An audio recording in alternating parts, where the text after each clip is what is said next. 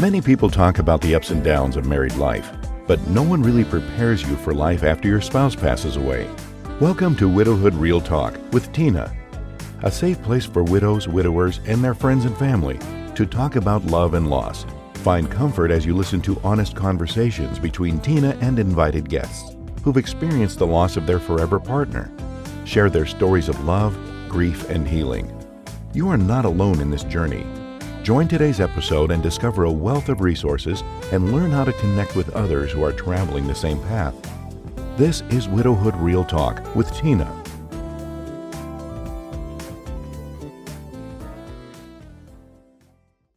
Hello, Mel. Welcome to the Widowhood. Hello, how are you? Good. Mhm. So, have you done a podcast before? Not like this, no. Oh, what type of podcast? Just more so listening or being a part of something a lot bigger than it being about me, and being able to ask questions to other people that were on this type of platform. If I Okay. had questions, and it wasn't anything that was visual, it was only audio. Okay, so this is a new format. So lean in, get comfortable, whatever position works for you, that is perfectly fine. I appreciate your willingness to be able to come on and share your journey. And a lot of people hear Widowhood Real Talk, and I'm constantly telling them this is a platform that is beyond the death of one's spouse. And unfortunately, you bring that dynamic to this conversation, and I appreciate you being transparent for that. So, where are you located now, and what do you do for a living? I am currently in South Carolina, Florence, South Carolina to be exact. Um, and though I do many things for a living, because I'm not gonna say that these other things that I do don't give me some type of lifestyle. Um, let's see the best way to say it. I'm originally was in the clerical field. I'm currently a truck driver, and A I'm truck transitioning. driver. hmm I'm Okay. a truck driver, and I'm currently in transition into being a truck driver CDL instructor. So I just got that job last week, actually. So I'm Okay. excited. Let's talk about that. So, truck driver is not something you hear women often say that that is their profession. How did you find yourself in that profession? Originally, it was that I was in the clerical field for 24 years before I turned the key to a truck. And it was at a time, it was in 2017, that I found myself working for a company that, and it was similar around the time when Hillary Clinton was trying to become the president of the United States of America. And there was a lot of talk about corporate America and women not having their shot as far as financially, men were getting more income than Okay. men. I didn't understand what they were even talking about before this incident happened to me at work, where a young man who was 23 was getting paid $1.75 more than me. And I had been in the field longer than this kid had been born. And when I went to the HR department, I had a good friend in there, and we were never supposed to talk about pay. I don't even remember what the dollar amount was. I just know that the more it was $1.75 more than me. And I went to her office and I asked her why was this person getting paid $1.75 more. And she said, "Oh Lord," and she said, "Have a seat," and close the door, and did not want him reprimanded for such a thing. But she said I could fix 75 cents of it. And I asked her how, and she said, well, he was bilingual. And if I knew another language, that would add to my repertoire, and I would have then 75 cents more. And I said, okay, what's the dollar for? And she said, because he was a man. Blew my mind. Girl, you Blew blew. my mind. Wow. And this is corporate America, a very well-known company. I still use their services. That's how well-known they are. They were the originators of a lot of things that we have here in the US. And I just didn't understand the dynamic. Then I went home and I started Googling what job you can have where it was equal, and it Okay. popped up as truck driver. And I wish I could say that was the only reason I did that, but it's not. Um, it just seemed like that was God's path for me because of my losses. And, sometimes you got to try to do your best for yourself, but you do, I guess you could say, vicariously live for others in Okay. a way. So you mentioned because of your losses. What does that mean for you? So I lost a set of twins, a Mm. boy and a girl. I lost the girl first. She lived for 2 hours, and my son passed away at 7.5 months old. Um, he had a big heart, literally a big heart. His heart grew bigger than his body would allow him to have. And they don't typically give heart transplants to children that never leave the NICU. Mm. And I was wondering when he was going to graduate to PQ. When I found out about that, is they don't graduate from NICU unless they leave the hospital and come back. It becomes something different. So he passed away in the neonatal unit at 7.5 months old. My silly self, thinking that because he was transported to a larger hospital with more help and care, I was like, well, did we go to the PQ now? And they were like, nah, he's still NICU because he never went home. Okay. Pause for 1 second. Yeah, Would you mind taking that off your hand? You're all over the place. I have to. I have Oh. a Oh, okay.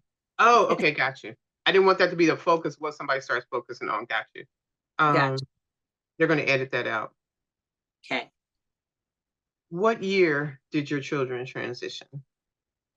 Okay, so my daughter transitioned in 2006 and my son transitioned in 2007. Okay.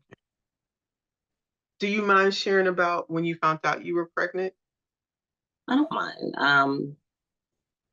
So when I found out that I was pregnant, I laugh now I think about it because I guess I didn't think about it since then till now. And it's been some years here. It's been a lot of years. Yes.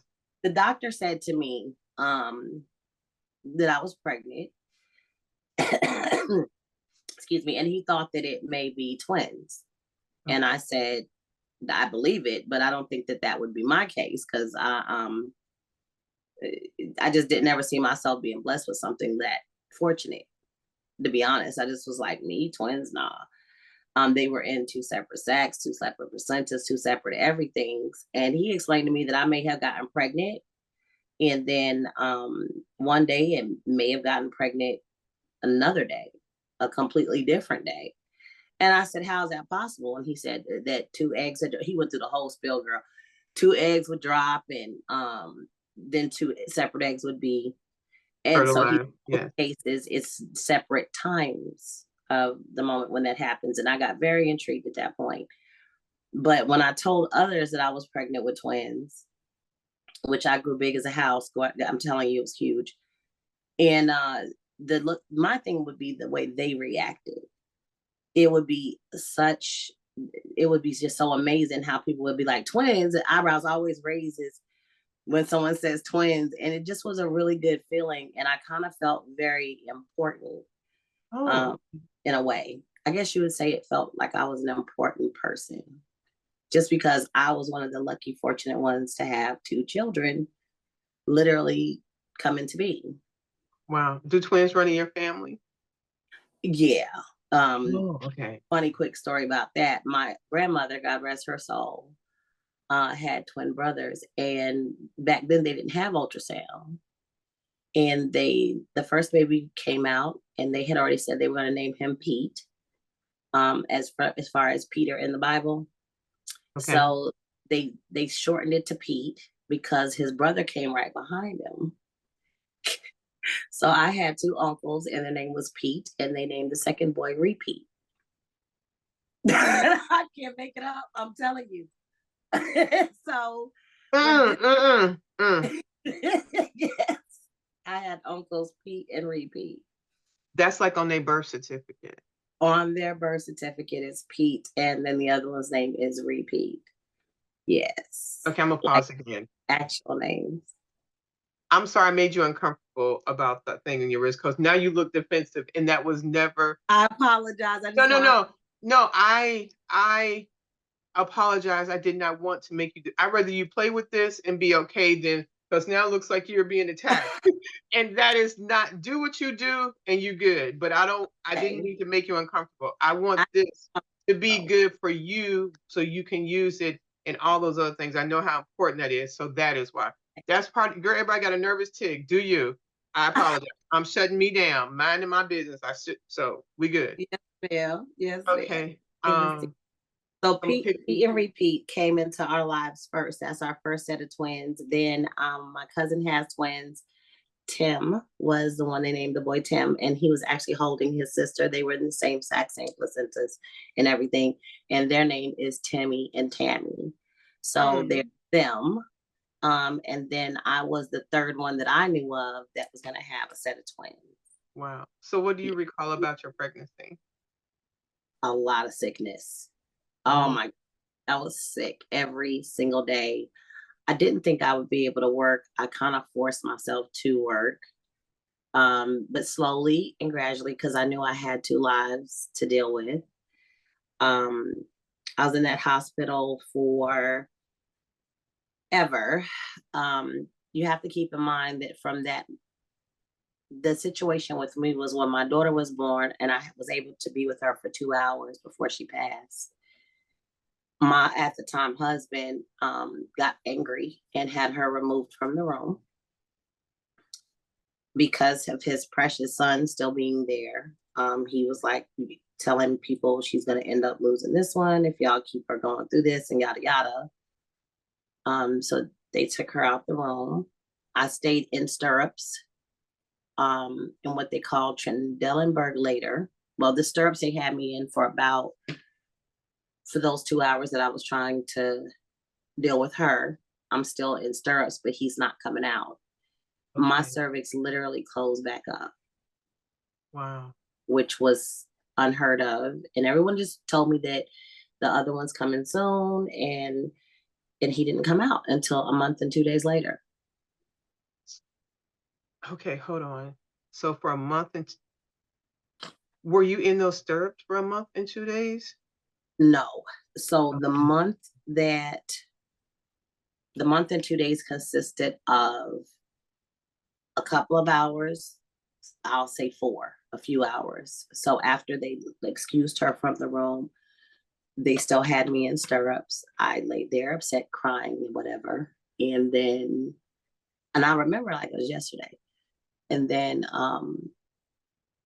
the doctor came in and said, move her back to a room after 4+ hours, not quite 5, and said, move her back to a room. If he's not going to come out, if he ends up coming, we'll bring her back to the delivery room. And they rolled me into the room where they put me in what they call Trendelenburg.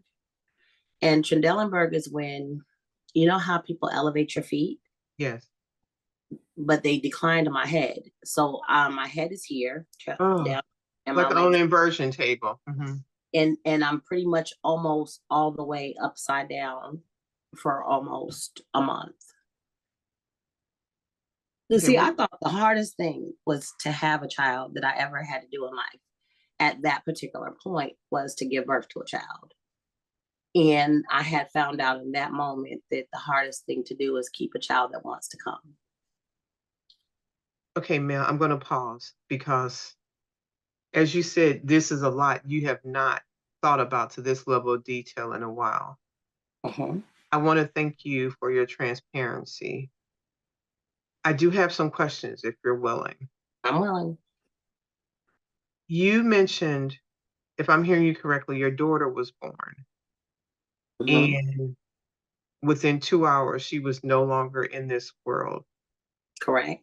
And it sounds as if when she was taken from the room, was she no longer here or was she still in this world? She was gone. And you said you didn't have, it sounds as if you said your late husband, your ex-husband didn't give you time to lament. Nope. What did you want to do at that moment that you weren't allowed to do? And I still don't. Okay. I didn't know, and I still don't know. Okay. And I don't think that let me see how do I say it, because I want to make it sense. I don't think that I had wanted him there anymore in that moment, if that Correct. makes It makes a lot of sense. I Girl, almost and when you just said it, I ain't want him there. And that was 2026. And I'm thinking, her baby and just that left this world. and he was all I had there. Mm. Yeah. So for a month, you stayed in you were in this inverted position. A month and 2 days. So how was going to the bathroom or eating or That just was not something anything? that was not something that came first. That was not something that came first. As a matter of fact, um, when it was time to eat something, I did not want to eat. It was impossible to try to sleep. I compared it then and still understand that pain now to, you have to think people in jail had to feel better than this. People incarcerated, because they were able to walk around. They were able to see other people. Yes. None of that for me. Did anybody come visit you while you were there? Him, he was the only one there. My husband, really, I had maybe 2 people. I can't even tell you who they were, to be honest with you. My whole mind, if someone was to tell me, I came and visit you when you had your twins, I would just have to believe them.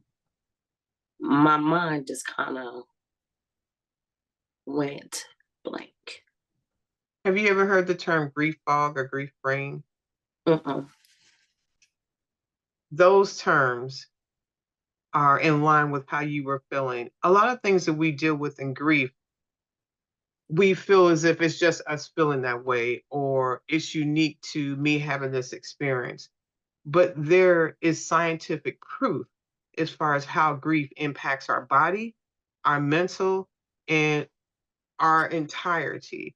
Grief brain, grief fog is where literally our brain is experiencing a trauma. So if you've probably heard the term PTSD, where someone Mm-mm. feels, so the trauma that you're experiencing in grief brain and grief fog, where your brain is literally feeling like it's in trauma, where your prefrontal cortex is experiencing some swelling and your amygdala is reacting more than anything else. So the strategic part of your brain in the planner is not dysfunctional, but it's at a lower capacity in what you're accustomed to. And so Right. Mentally, now, definitely there. right. So now the fight, flight, the more manual part of ourself is leading the whole show, which is not our norm. So you're in a space where one, you have him there who's not supportive. Your daughter is no longer here and now trying to stay in sacrificing yourself daily for your son's existence. Absolutely. And I could tell you that my whole thought process at the time, to my knowledge, because it is a fog, Yeah. as we've clearly, I didn't know it was a thing, but um was just so that just focus on holding on to him, Yeah. trying to think about how do I stop contractions, and you can't. It's not like doing Kegels. It's not like it's not like you hear that word and you just start squeezing. Women start going. You like you don't even know what's going on. But Right. and I was having a conversation with my sister, one of my sisters. I'm one of 5 siblings. We can't control our fingernails growing. Nope. We are in this body where we are so trying to control all these outer forces, control people, and control. We can't Absolutely. control how our hair grows. I Nope. can't control when I gain 20 pounds if it's going to be in my arm or on my thigh or on my butt. Exactly. I mean, none Exactly. of And that. I'm literally sitting there trying to control contractions, Right. trying to mentally stop contractions. It's impossible. It is. Was that your first time feeling like you were sacrificing your own self for somebody else's well being? No, When is your first memory of feeling like that's what you were doing? My very first daughter. No, sorry, my baby sister. Can you share about that? Yeah, my baby sister is my very first one. And it's weird that question, because so my baby sister, of course, my mother's child, it came when I was 8. And me and my brother had a dispute about that. He said it was going to be a boy. I said it was going to be a girl. My birthday is the 21st of March, and she was coming around my birthday. So I said, that's my baby. And it's going to be a girl. And me and him went back and forth the whole time my mom was pregnant. And my mom said, if it's a boy, then it's going to be Kevin's responsibility. And if it's a girl, it would be mine. And I'm 8 years old and I'm in school, and I'm telling everybody that my baby is on its way. I'm having a baby, like as if I was having a baby. And and I really thought that when my mom gave, because I didn't know where babies came from, I thought that then she came on the 19th of March, which back then they kept women 2 days in the hospital. So she literally came home on the 21st of March. Wow. On my birthday. So I thought that was my baby. And I thought storks brought babies and stuff. So I remember her going to my mom bringing her to the school for all the teachers and kids to see on when you come to show your, what do they call that? Show and tell. Yes, show and tell. I remember that, and her bringing my baby sister up there. And in the meantime, I told people for at least 2 or 3 weeks after she was born. I don't remember the exact time frame, but I was telling them I have a real baby. They were like, "You mean a baby doll?" The teacher was like, "A baby doll." I was like, "No, I got a real baby. It pees, it poops, it. And I had it in my mind that was my baby. So I did a lot of self-sacrificing for a child that wasn't my biological offspring. Right. I remember taking her. I remember when I was younger, of getting on the city bus. This was in Denver, though, not in New York where I was born. I remember getting on the city bus and taking her to daycare and getting back on the city bus, taking myself to school in middle school, going into middle school, out of middle school, going to that daycare, working a couple of hours, getting back on the city bus with my baby sister after taking her to McDonald's and getting her home. My responsibilities were vast because this was my baby. Just said this was my responsibility. And I accepted that charge. And you were how old? When she was born, Yeah. I was 8. But when it came time for her to have after school care and things of that nature, I want to say my baby sister was, when this was happening, I was 12. Girl, what was you working at 12? 11, 12. What was I doing? What? Where were you working at 11 and 12 years old? At the daycare. When I would get off the city bus and I thought you were saying you were dropping her off there. You were going to work at I was going to school. I was taking myself to school on the city bus. I didn't get on the bus with the other kids. Okay. Because I had to take my baby sister to daycare. Where was your mom? I have no idea. Okay. I have no idea. And I'm pretty sure later on during this conversation that will come up again. But I remember when my first daughter, which was my second time sacrificing, it's always been sacrificial though for kids. It's never been sacrificial, in my opinion. It's never been sacrificing myself for adults. It's always been for children. Even when it was an adult that I was sacrificing and the adult thought that I was sacrificing for them, it wasn't for them. It was for their kids. Okay. It's always been about kids with me. I've had people say, "Oh my God, what can I do without you if you wouldn't have done this?" And I'm thinking I had to come down to that. I had to come down to the understanding of that, because I kept saying, why do I keep doing these things? And it was for the kids. It's never been for the adult. Okay. if that makes sense. It is your journey. It is your lived experience. It does make sense. This has been your road to where you are now. We haven't gotten there as we're traveling down this. What do you remember of your son and your daughter's birth? I remember, um, well, that's where I was at. So I remember that I was telling you about how the hardest thing I ever did was giving birth. But the hardest thing that I've ever done is try to hold on to him, to them. Right. I do know something that may be interesting to a lot of women that may agree with. The biggest baby I've given birth to was 7 pounds and 1 ounce. The smaller the child, the more the pain. And just to Mm. put that into perspective, for a lot of people that may not understand this, when that child grows tissues, those fatty tissues that are around their flesh, I'm talking about physical pain now. I'm not talking about mental or emotional pain. Now we're going to dig into this physical pain. Yes. So there's a canal, of course, that babies come through to get to this side of the earth here from out of your body. If there's no tissue cushioning those bones, it physically hurts worse. Even though it's a small infant, it's like it's something cutting into your flesh to come out. It's a completely different pain.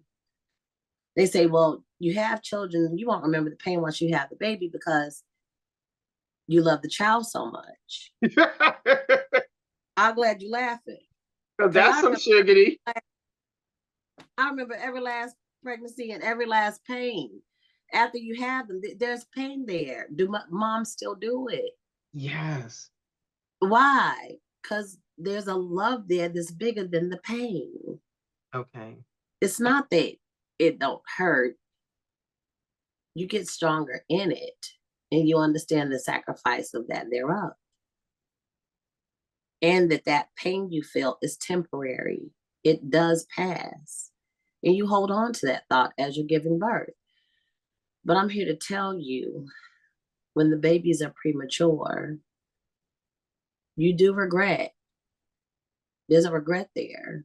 Okay. Especially if the child doesn't live past the time frame of my twins. What does that regret look like from your perspective? Just something you wish you never lived. Okay. Just to be quite blunt about it, you just wish you never lived it. Like, I don't like that being a part of my story. If someone is listening to this and they're in a similar situation, what would you say to them? You met them on the bus and you guys are talking and find Right. out. Yes. Once you're in it, you got to go through it. So don't forget it, because it's going to build and mold you in such a way where you're going to have an understanding that this is how precious life really is. Mm. You And will. You will. And if they're struggling with regret, what advice would you give them? It's just something that you can't avoid. It's something that you just can't avoid. There's going to be things in life that's ups and downs. And I'm going to tell you what helps me. I don't know if it'll help any of the people that are listening. If you didn't have any bad times, then what would you have good to look forward to? Mm. So the worse the pain, the more grateful life becomes. It does. It really does. Because people say phrases like, we're not promised tomorrow. And they Yeah. say them as cliches. But when you traveled the road that you have been on, those words are not something you hear lightly at all. No, not. And this is time that's taken out of your moment that you really wish you didn't have to deal with. But the times after it are going to be great. Even like someone else. Like I tend to tell people that people that are angered, I feel so sorry for them. I really do. There's a dislike, and then there's another level of dislike, which is hate. So you have these different levels of love, like love. They got all these different word phrases, okay? But all that means is that there's a level to a feeling or emotion. Okay. That's all that means. So when you've lived the greatest pains and you know what that feels like, other things that you'll deal with, they won't be as harsh because you've lived such enormouses that these little things can't possibly affect you now. It's like, in perspective. just to put this into, yes. So that's the rest of my days when people are like, oh, so sad and such, and I'll be like, okay. I know I can relate to that. I was talking to some widows and widowers last night, and sometimes things will happen. I'm like, did somebody die? Okay, so we all we can all baseline it as like, okay, that's something you have a possibility of turning that around. Everything else stuck right there. It's the ultimate has not happened. It's right. And then there's just just to give some insight. There are people that are like, how can they do that to you? And you're such a good person, and they didn't do anything to me. They think they did something to me. Right. There is a mindset. And I'm not saying this. This is what I would tell these people, that this is the answer in your question of how do I explain to someone who's going through the very similar thing. Once you come through that storm, and you will come through this storm, it's not like it's going to sit there and you're just going to be sitting here with no umbrella and the rain is just pouring down on you and you have this pneumonia. That's what it feels like, but that's not what it is. And when that reality sets in, that you're not alone, that the pain does not get any better. It's not going to get any better. Today, it's not any better. I'm just stronger in the storm to where I don't need the umbrella. Okay. So when your son passed, what did that look like for you mentally? And how long before you were able to turn to that storm? I don't think that I've lived long enough. Okay. It's not gone. Okay. But do you feel the same way now that you felt then? Absolutely. So what do you recall what it felt like then? It feels like it feels right now, like I have a loss. Okay. And it hurts. Did you just return to work, or what was your transition like back to? Okay. No. So there were some people that got some serious gains off of what happened to me. I have an aunt that I cannot talk to today because of what she did. The transition of my husband, marriage, and I had deteriorated. Premature babies can either make or break a marriage. Yeah. And it broke mine up because we did not see eye to eye. He could not relate to my pain at all. Now with the babies outside of me, I'm now feeling like he's not as supportive as he could have been. Would you believe this year is the first time he and I spoke about it? I can believe that, because what you mentioned, that when one spouse is not able to relate to another spouse's pain, they seem to discount it. They don't value it. They don't recognize it. They say something's wrong with them. They're doing too much, instead of just coming to the terms, this is how they feel. You are the mom that carried these babies. They were inside of you. Your loss can obviously show up different than somebody else. But when people are both grieving, the tension of my grief is different than your grief. And the pull of that is very challenging, very difficult. And then when you're in a marriage, it is very complicated and can be destructive, as you said. Absolutely. I want to say the whole reason why we got married is because I do have 2 children before my set of twins. And I think that the reason we got married was because I got pregnant to begin with. Okay. I think part of that had something to do with it. And even though I was asked to marry him prior to getting pregnant, I still want to say that that's what his goal was. And now here he was without his not daughter, because he had 2 girls and I had 2 girls. This was our first son. Mm. Since then, he has had other children and have actually renamed and given our son's name to one of his children. How did that sit with you? Not well at all. At all. I can see that. Nor did it sit well with his girls or anybody else in this family that we created. It does Right. not sit well with anyone in the family. Even his mother, God rest her soul, loved me and did not appreciate that happening, though. So How soon? I'm sorry, go ahead. What were you going to say? I was gonna say when I went back to work. So I went back to work.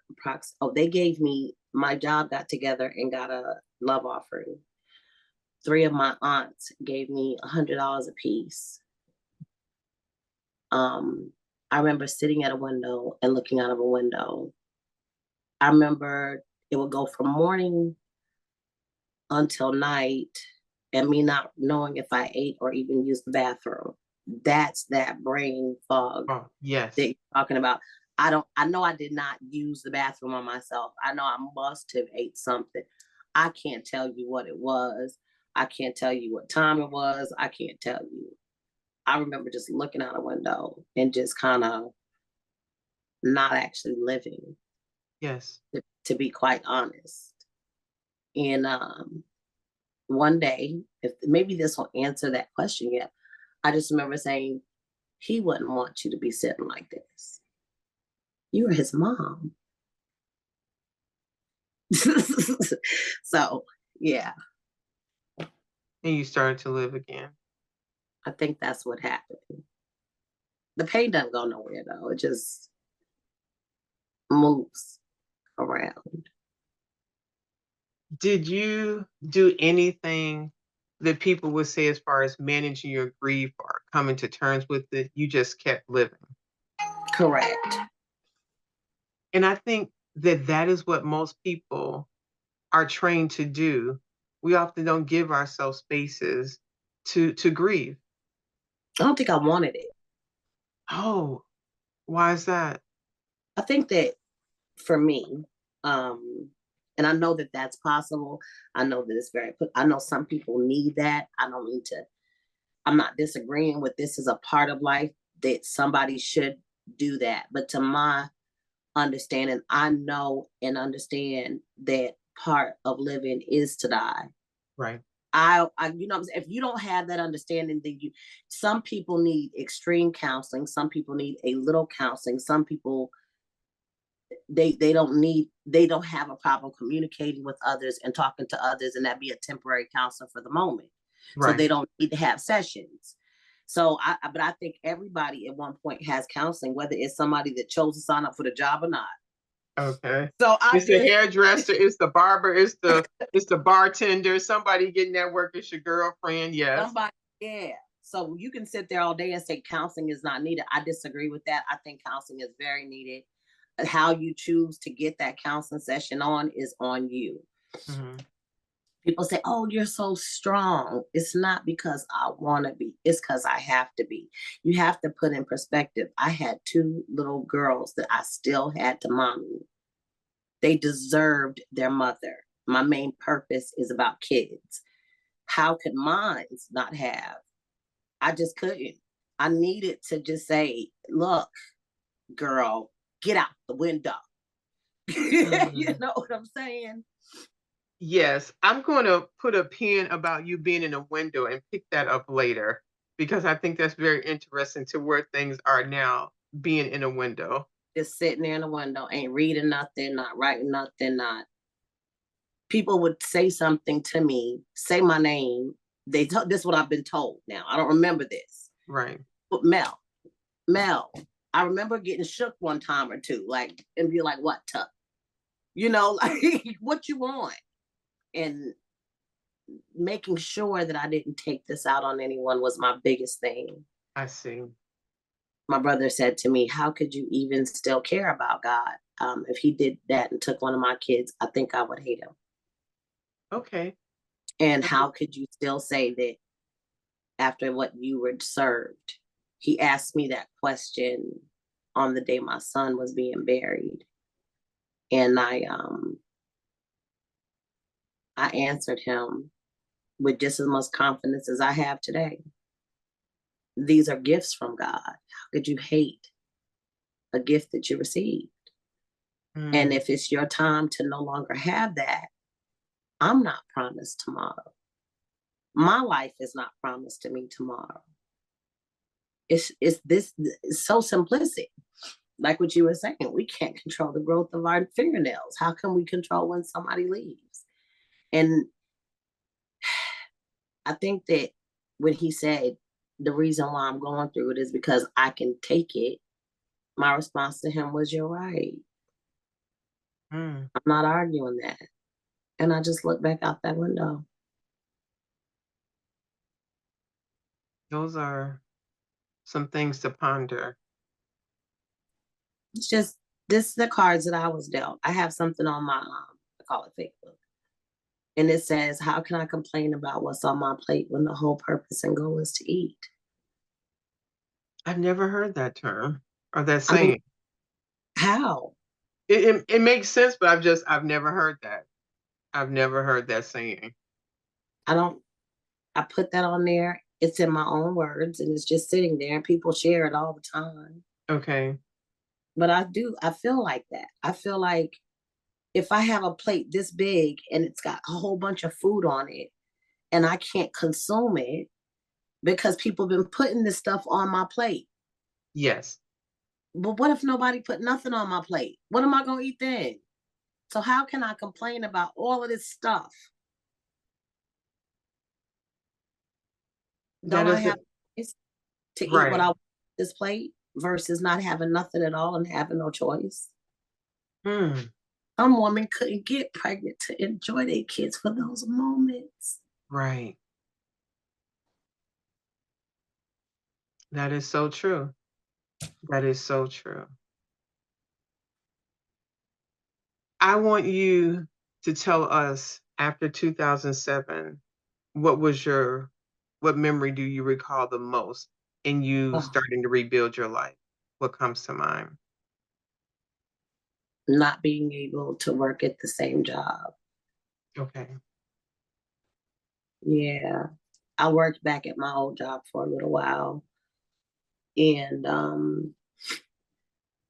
it's so ironic that this broadcast is happening now. Little Ronnie was born on Father's Day. Okay. June the 18th. That year was Father's Day. And this is the day before Father's Day. So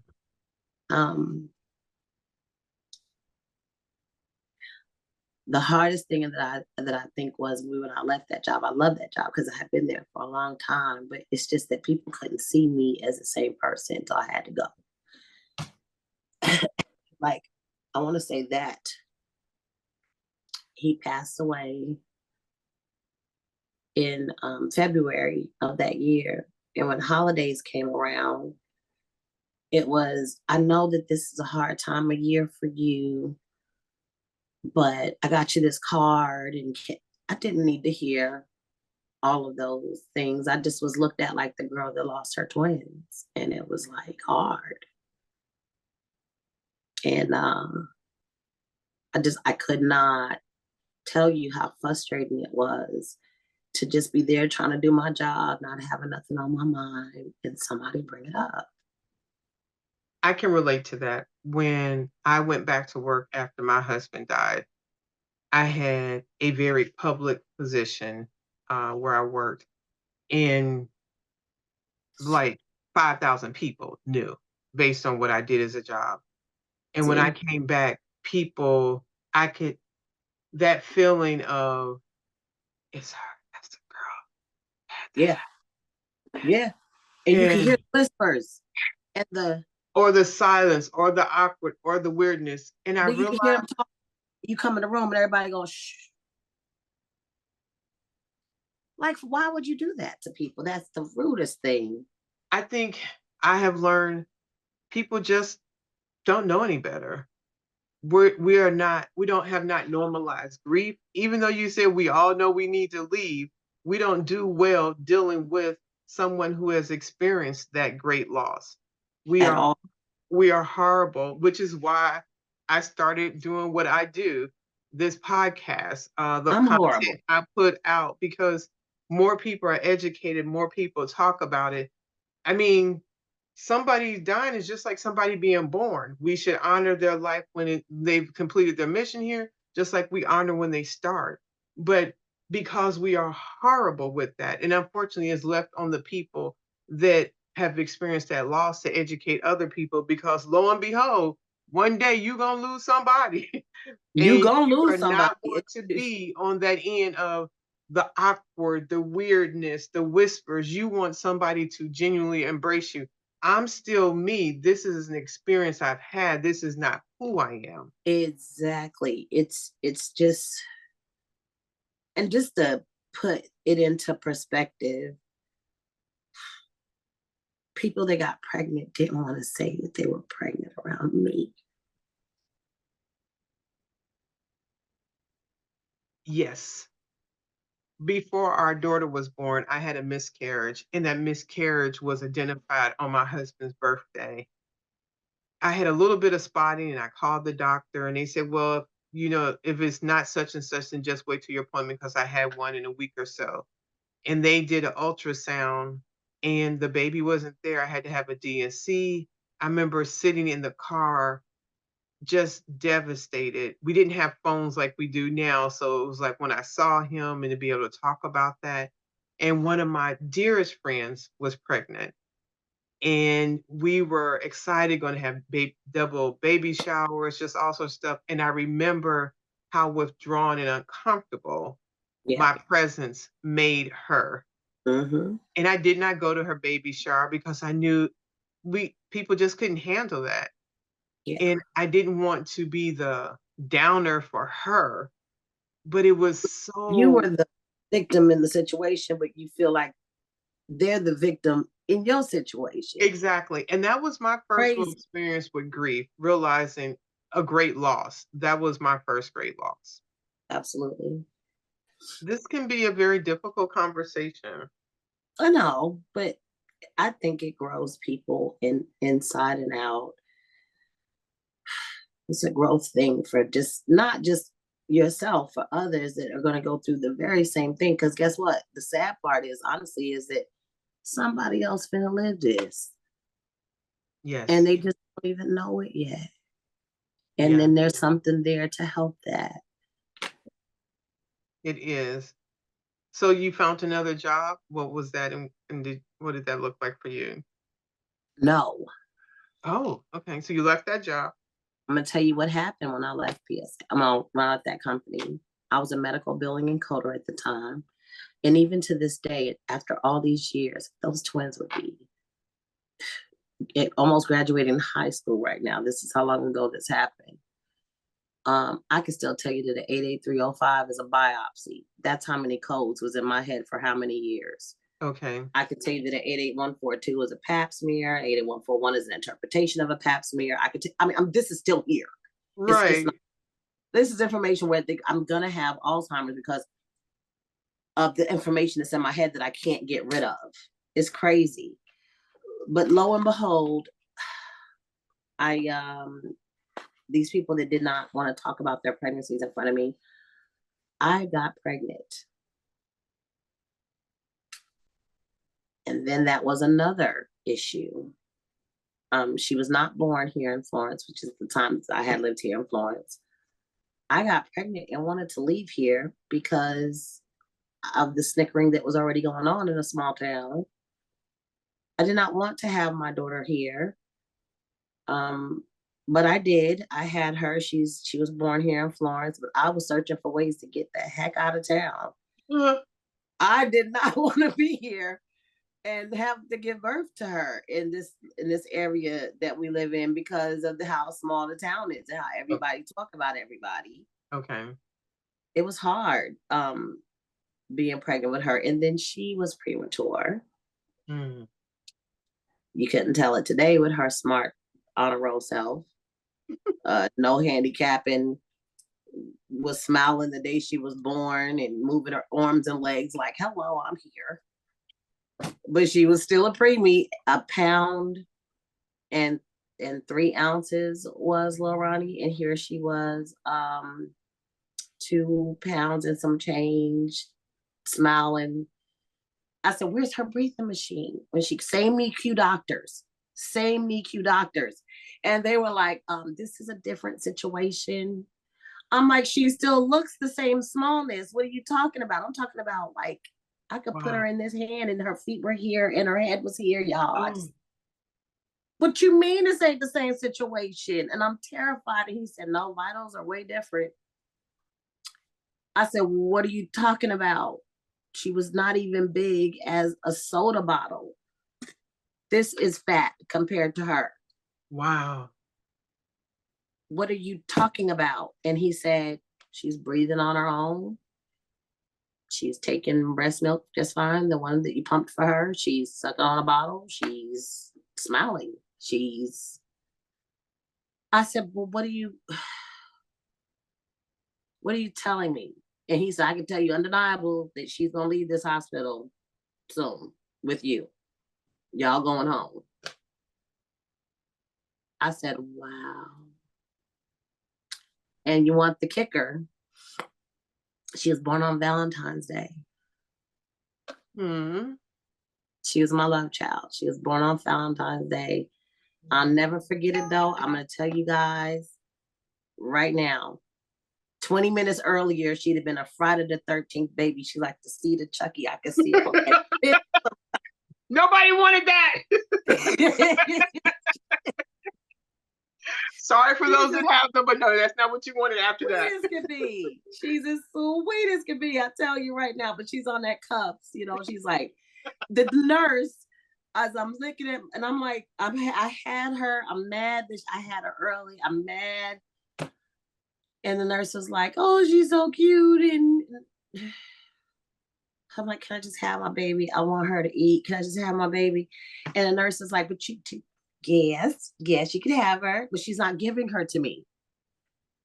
So I'm like, okay, got it. I thought the lady was crazy. She gave me my baby finally. And she's smiling in my face. Kiki, do you know what day it is? Do you know what day it is? Like, yes, it's Saturday. You know, she's like, it's a little girl too. It's a girl. I'm like, she's happier than me. I'm there alone too. Didn't want to call anybody. I'm very upset. I'm mad she's a premature baby. I'm scared she's gonna die. Right. That's where my heart was at. Then I put her upon me and everything because all 3 of my girls are breastfed babies and she's suckling and everything. And I'm like, thank God she's eating. Right after they take her from me or whatever, I'm like, can I get a breast pump? I need to pump more milk. I'm frantic about her. I'm frantic. The same aunt that did me dirty came to the hospital and all I wanted her to do was leave. I remember that. I remember going to the store and getting preemie clothes and scared to buy too much because scared that she wasn't going to live. Nope. Gonna have faith, and I grabbed like 10 outfits. So if she doesn't live through it, I'll bring it back. Just hold the receipt. You know, my mind's just wondering. It's like, absolutely, you've been down this road. Yes, not once, but twice in one blow. Just like it was a lot. But lo and behold, she's still here. 15. Just took her to school this morning. She's a flag girl at Wilson High School. She is doing everything that you would think any other teenager is doing. She's in her right grade, in her right mind. She is blessed and highly favored beyond measure. She's been homeschooled on my truck for 4 years. She is doing it. Wow. She's doing it all. She's doing it all. All the things that I wish I could do when I was a teenager, she's doing it. Do you feel like you still hover over her? No, Okay. nope. As a matter of fact, some people said I don't hover enough. You're letting her, you're enjoying, she is enjoying her life, and you are trusting God and being her mom. Exactly. She's enjoying her life. And when she's not enjoying her life, if she doesn't tell me, that's fine. As long as she tells somebody, I'm here for her. She knows I'm here for her. Um, that's all I can do. So I want to pivot a little bit. I guess say I'm gonna make a big jump. You said that she's in school, and you said that you also homeschooled her. What was that pivot to be in a school versus homeschooling? What caused that shift for you and her? I just so I started truck driving, and it made sense when I decided to truck drive. But she didn't have her mama like the other two had their mama, and that was unfair to her. When I started truck driving, part of the reason was because of the pay and the unequal opportunity. But the other problem was, had I had my son, what would he be? And I decided that truck driving was perfect for me because I could do it in honor of him Wow. Okay. because it was supposedly a man's job. Right. Okay. And how tall are you, girl? 5 and a half. Okay, so you a bit smaller statue driving this big truck. That has to feel very powerful. In times when I first started driving, yeah, but not now. It just feels like normal. And there's way more women truck drivers now than it was when I first started. I've been a truck driver for 7 years. And now you're about to start teaching other And I'm people. probably half the size I am now when I started. Right, but now you're about to become an instructor, which is a different sense of not which shows the knowledge and the information you've learned in this career and your level of expertise. Yeah, I'm about to be an instructor. And I think it's fitting. And I was told that the thing that sold me for the position was me homeschooling my daughter on that truck for 4 years and her just picking right back up in public school like it wasn't nothing. She did graduate just fine this year. She didn't even start the school year off with a full school year. Talia just went back in school in January of this year. Okay. And so she had a couple of months to catch up with the other students who had started in August. And she surpassed some of those students to the tune where they were talking about skipping her to the 11th grade. And I said, no. That is a testament to your teaching skills. So I can see how that could definitely be relevant in the position you're Thank taking you. on. Thank you. I I appreciate believe in, oh, you are so welcome. I believe in you experienced some additional health challenges in 2017. it. Yes. Can you share about that? Um, so I went the kidney loss. I had some kidney issues. I did not know why. Um, but I didn't know what was going on with myself at the time when I had started having these issues. So apparently, people of color, and that's how I'm gonna say it because that's what I was told.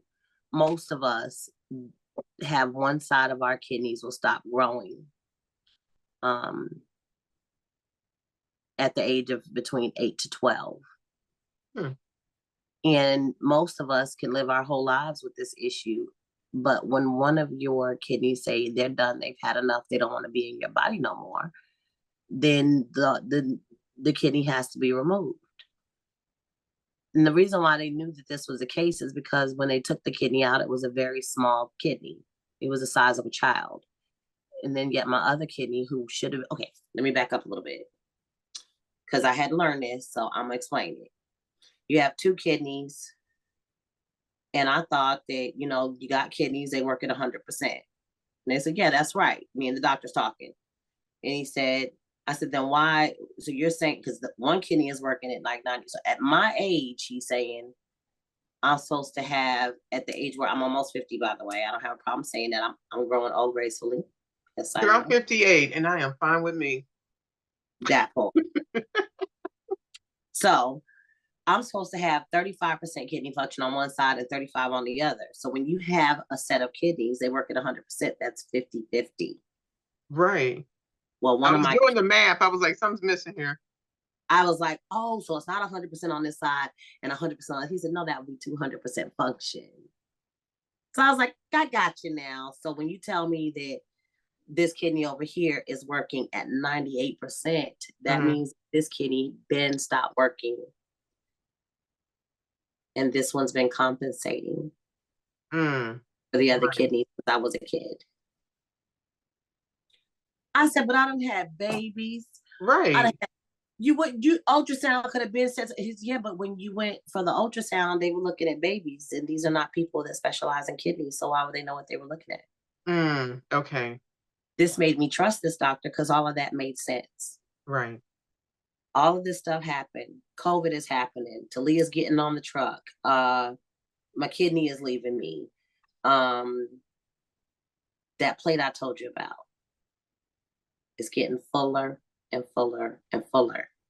I can't eat all of it. So I gotta eat some of it. Which part of this plate can I eat? Right. That's where my mind is at. That's where my mind is at. And you have to please remember, 11 years prior, these twins had left me. That's still there. It's still there today. It was there then. It's not going to be there tomorrow. Yes. Gonna be there tomorrow. The day I die, I'm gonna think about these. They're my life. These are still my children. They're not going anywhere. Just because they're not here doesn't mean they're not in here. They're always there. Their birthdays come. This is what I feel every birthday. Do you celebrate their birthday? I do not. Okay. But you know it. It's just my own personal thing. Nope. So in 2017, some other things happened that are very important, are a good part of your life now. Okay, which part happened? And so I am going to talk about a book that you have written and share about that.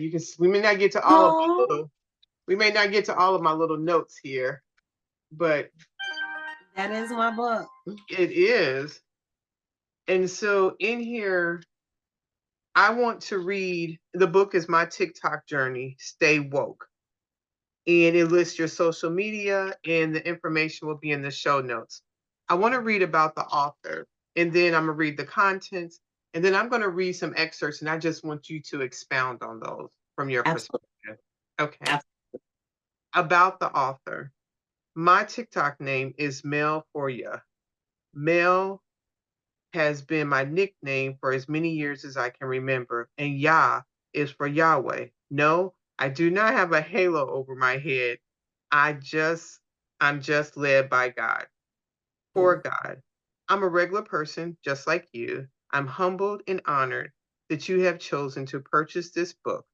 I humbly thank you in advance for reading this book and wish you success on your TikTok journey. Yes. The content. Oh, go ahead. I thought you said you wanted me to expound on each part. I'm sorry, wait. No, the contents before my TikTok journey in the beginning, my first time going live, my birthday, the chase, think Mel, think what you need to know today, community guidelines, and conclusions.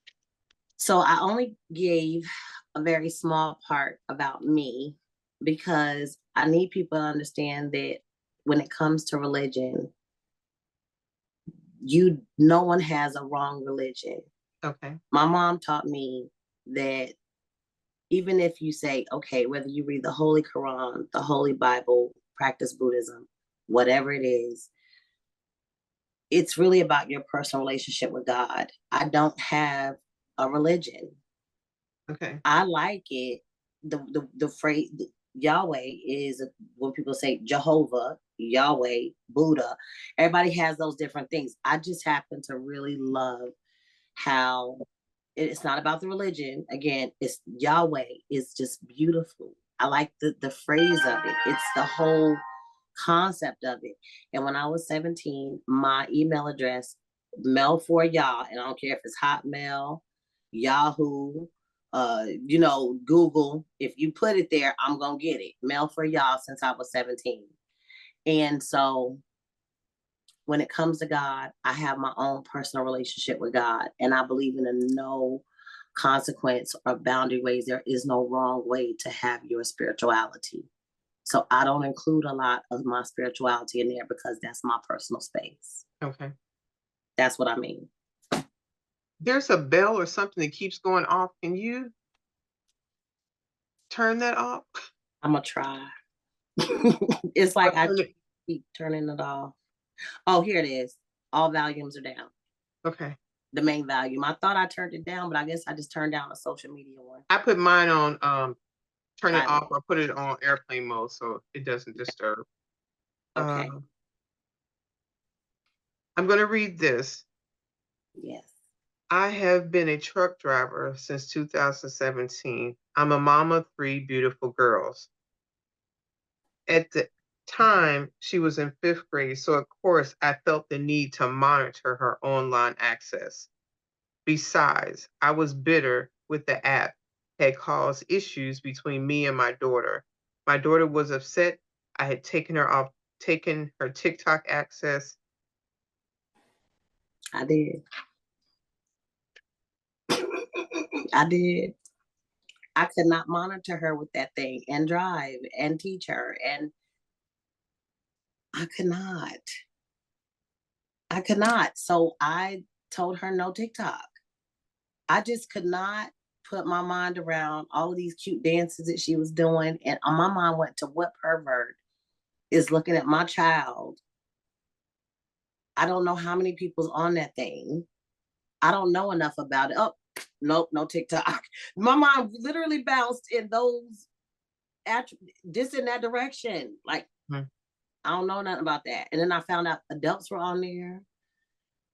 That I did remember seeing kids do their little cute dances or whatever. And then, you know how little girls be doing their hips and moving their hands and yeah, no TikTok for her. And now in 2023, let's talk about 2023. And you just spoke about this, I began experiencing negative health problems and I lost a kidney. Mm-hmm. It's gone now. At that point, it's gone. Okay. I was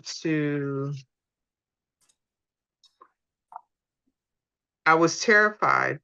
I was no longer the owner or operator of my truck, and this job is all that my daughter and I had to rely upon. Yeah, so I hurt my shoulder at work, and the company that I work for hadn't really, I think I'm just a number to them. That's all. And if I'm not going to do or be able to do, it's any other job, if you're not able to do the job, then you need to find something else. But at the time when I applied for the position was truck driver, not maintenance, not clean, not so I applied for the job because I could do the job. I literally drive in a foreign type truck where I don't drive on the driver's side, you drive on the passenger side truck. Oh.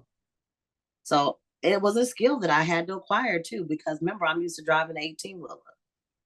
And now this vehicle, which is now shorter, but still can haul 80,000 pounds. And it was a trash truck. It's a trash truck and it has an automatic side load. So I'm thinking the arm grabs the trash, it dumps it above your head, you put the thing back down. The truck is doing everything. So why would I have to climb behind the blade and shovel out whatever falls behind the other side of that blade? And my shoulder went out on me. Oh, okay.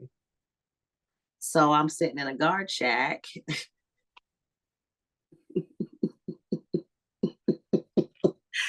I'm sitting in the guard shack and I'm on my phone, just all these different social medias, IG, FB, and all this other stuff. And I'm looking, and somebody sent me, and the family people started sending me stuff from TikTok.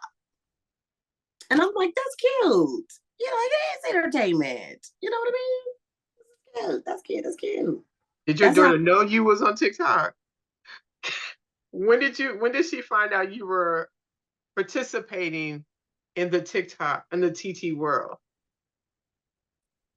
when I started finally really getting into going live, Okay. she in the teenager world, I'm gonna say it how she said it. Really, mom? Really? That sounds about right. TikTok? Really, mom? What you doing on TikTok, mom? I'm like, what had happened was she said, I don't want to hear it. I don't want to hear it. She went in her room. She closed her door. I don't think she came out for about an hour later, but she was seriously upset. I'm upset for her personally. When I was Mad. reading this, I was like, okay, and this is why the part about her daughter being upset, because Mel is very much on TikTok. Oh God. So Mel went from shutting her daughter down to spending quite a significant amount of time on TikTok. So in this chapter, in the beginning, I thought to myself, wow, someone that didn't know me responded back to me. That was nice. I watched a few more of her videos, and in one of her videos, she jumped out and sang a song called Have You Seen My Boyfriend? Yeah. So I don't know if you know who I'm talking about. Can I shout people out on here? Shout people out, yes, not dog nobody out. No, this is a good shout out. Yes. Her name is Ev Lors. She is the fashionista of TikTok in my eyes, one of the best. She's honestly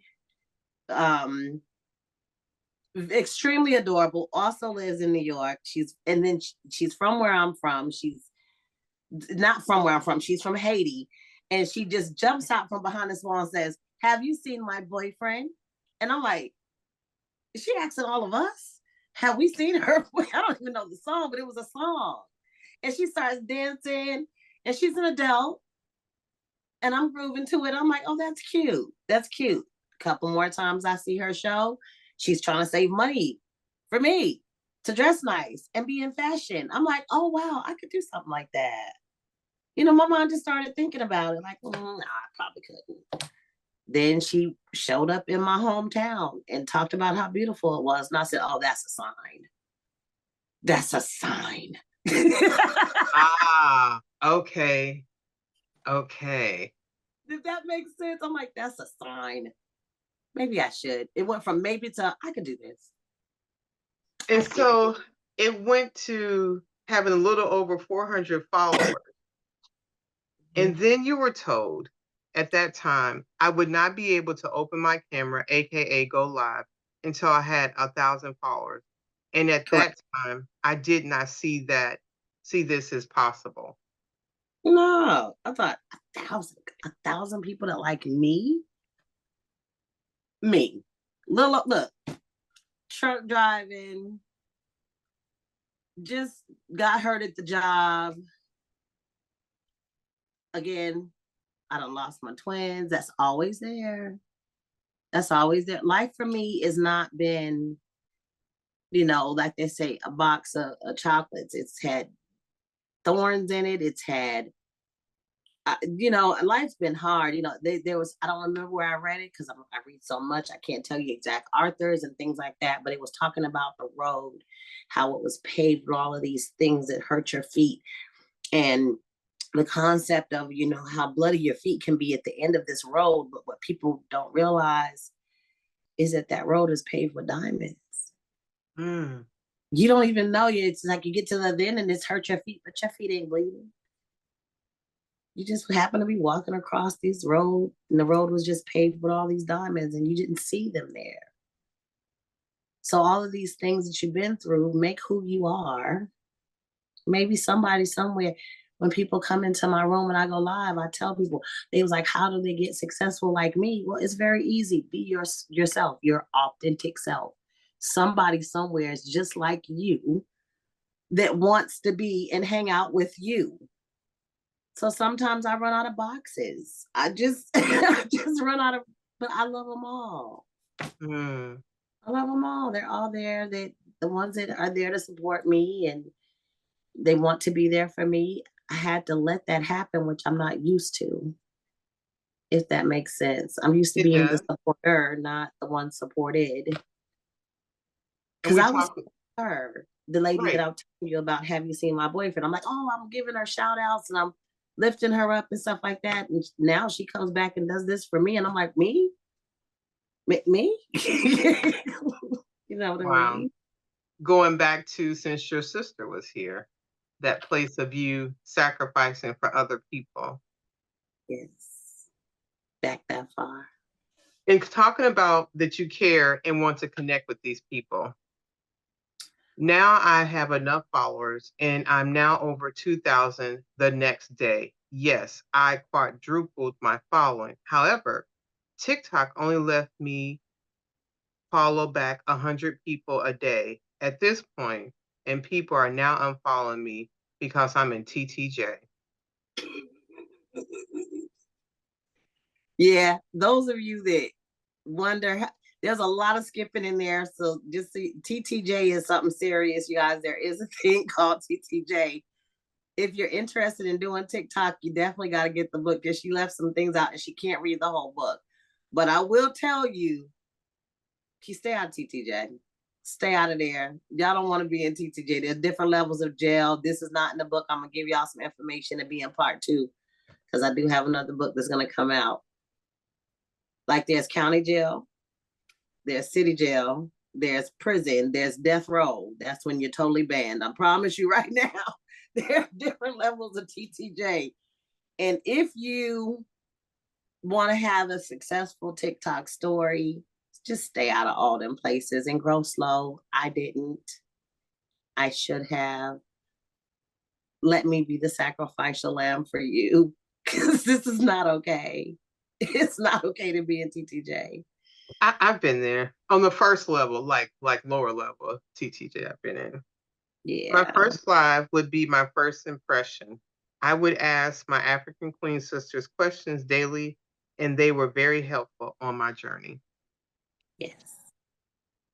Yes, they gave a lot of good information. They were kind of gatekeeping a little bit, but I had to try to read between certain lines. Yeah. I was almost done with my third day when out of nowhere, the Grow host showed up and threw 3 I love you virtual gifts on my screen. Girl, he was fine too. Oh, we are still on live, aren't we? No, it's a real recording. No, this is real. Go ahead, go and talk about how fine he was. This would it look, hold on. He was so cute. He was so cute. And not that, like when people say, let me break this down for a second, y'all. Cute is fine. Cute is nice. Fine is fine. All these other things. Babies and monkeys are cute, but you don't want to do nothing with them. They just cute. And that's how cute he was. Okay. So here it is. So here it was my birthday. To my surprise, total strangers gifted me a total of 360 US dollars in virtual gifts. Yes, ma'am. I felt absolutely horrible about that. It was fun getting them, but when I went back to look at the roster and didn't know any of those people, it surprised me. And I'm still quite surprised about that. They don't know you from nothing. And if they don't get the book, they won't know me.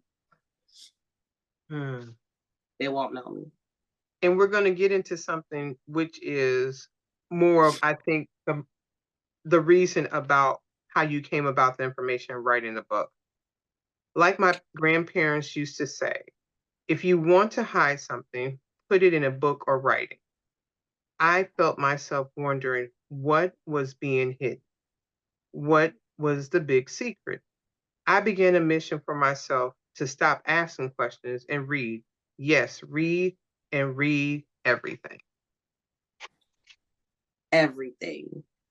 There are question marks all over that platform. There's information everywhere inside of that platform. To be walking around TikTok streets, and if you read the book, you'll know what I mean when I say that. I don't want to go into all that. I will say, if you are walking around those TikTok streets and you're not reading anything and you're just taking what people say for the truth, you will get had in TikTok. You will take great losses. You will not have a good experience at what is supposed to be something that's gamely and entertaining. You will not get a good experience. If you're wanting to monetize on TikTok, find me. I'm not out to get you for anything you got. I just want you to be successful. I don't care for people scamming people. There are scammers in there. Just, I say it in the book, there are people, the same people that you see outside of TikTok are inside of TikTok. Even the ones that you see on the street begging you for money, they have the governmental phones. That means they can have a TikTok. From beggars to the richest person you could ever imagine meeting is inside of TikTok. So just keep that in mind when you're walking those TikTok streets. Absolutely. There was a time I landed myself in a room where I was in a 2K box match and no one would help me. I thought the matches were just for fun. Yeah, I did. And it was not fun. Not one coin. Mind you, I had, I don't know how many followers. Not one person would throw a rose in that box. Not one rose. And that day, I was like, you don't have no support. You don't have the support you think you have when nobody won't throw just a simple rose in your box. That's massive to me that all these other people were getting gifted, but nobody wasn't throwing anything inside of my box. And this is after my birthday. So how is it possible that during a birthday event, you got all thousands of people walking past you, just throwing gifts at you because it's your birthday, but now you're sitting there in a fun, supposed to be fun box match, and ain't nobody throwing nothing at you. You're just sitting there. Please note, your diamond status doesn't mean you're rich financially. That's right. That has nothing to do with it. Your diamond status means absolutely none of that. It just means how much, it's how you spend your coins, not necessarily how much coins you spend. So if you and I both had $10 and I bought 10,000 roses, but you bought, I don't know, a confetti is worth 100. An exclusive confetti is worth more than a regular confetti. You know, it's kind of like, it teaches you things like responsibilities of where to invest your money. So if you invest your coins wisely, your diamond status will rise. But if you have the same amount of coins, depending on how someone else do it, if you were to spend your coins and you got a confetti and a money gun, and maybe you boosted up somebody's gift gallery, and you are doing it so perfectly right, your level up and your diamond status will be at a 5. Well, I'm still sitting at 1. And I know you guys want to know what diamond status is. Not right now. Right. If you're looking for someone who is going to do the research and find out the accurate and current answers, someone who is honest, genuine, and caring about your outcome, you have found a solution with Team Woke. That's correct. That's correct. Did you want me to elaborate there? Yep. And that is, I'm not going to get that. I think your team and what that acronym stands for correlates with who you have been in your life, and to be able to enough sharing of the book. Perfect. So Team Woke is a community that I started inside of TikTok. It is where the acronym stands for Winning on Kindness Every Day. And we do just that. I had 52 nuggets, and I think somebody took them today because they thought that we were rich. And it's like, no, we were just leveling up our league. He was an A1. I am a B2 right now. And he was in Australia. Yes, you can talk to people in other countries on this app. And he's get her guys. And he's got 30 something thousand when it's over. And I think I'm sitting on 2,000 and some change. And he's like, she's going to snipe. And it's like, no, we're not sniping. We're it was funny at the time, but everybody in the group is upset. I'm not. It's a game. But he was like, where's your swipe? No, we didn't have one. He then told me I was the first person that he'd ever gotten 52 nuggets out of. I'm impressed with that. That told me a lot about who I am, which I did. I am the leader of the group called Team Woke. We are winning on kindness every day. I don't want to have anything to do with anything negative. It's a peaceful environment. It's going to be where if you're looking for certain things, you will be able to come. On that platform, my name is Mel for you. You'll see an American flag. It'll say that I am a networker. I am not a grow host. I'm a grow to know the platform, understand the game, save you some coins, and build whatever you're trying to build up to in TikTok. That's all I'm there for. If you need more than that, it's probably not the right fix or combination. But if you want to do something positive, correct, and not be scamful, we're there for you. We've got a lot of networkers in there, real estate, financial, any type of things that you're trying to do business-wise is in there. Counseling is in there. Now we have spiritual coach in there. Just get to know each other. You don't want, in a nutshell, a bunch of people following you that are not going to be there to support what you're trying to do on the platform. What you want is a community of people who've grown to love and know you and respect you where you're at without judging you. If you don't have that, they're not woke. They're still sleeping. Mm. Thank you. Thank you for being willing to share your journey, that authentic journey. And it sounds as if your plate is becoming full with a lot of things that you want to take off of it, from the new job that's coming, the people that you have authentically created a relationship with, and something that you banned your daughter from, that is now something that you spend a great deal amount of time on. And it just shows that Followers, yes, ma'am. that we do carry our losses, but we do continue to live and create a life we enjoy. I would like you, well, let me ask before this, any questions of me? I've asked you a lot of questions. Just that, and I don't think it's a question, I think it's more of a statement. I want you to keep doing what you're doing. It includes you in that book for a reason. You, to me, have a very, very hard assignment, and you carry it out so well with such grace and so much poise. And I lift you up because I'm one of those people that people should not talk to directly on one-on-one unless they are challenged with what you have. I don't entertain conversation like this with everyone because I think it's a waste of time. Okay. And let me tell you why. It's only a waste of time is because it doesn't benefit either party if you're just being nosy. My grandmother said it's considered gossip if you don't have a purpose behind what you're doing. And I just want to encourage you to keep doing what you're doing because I am sending people your way all the time because people are leaving here all the time. Yeah. I don't trust that with a lot of people. And I trust that with you.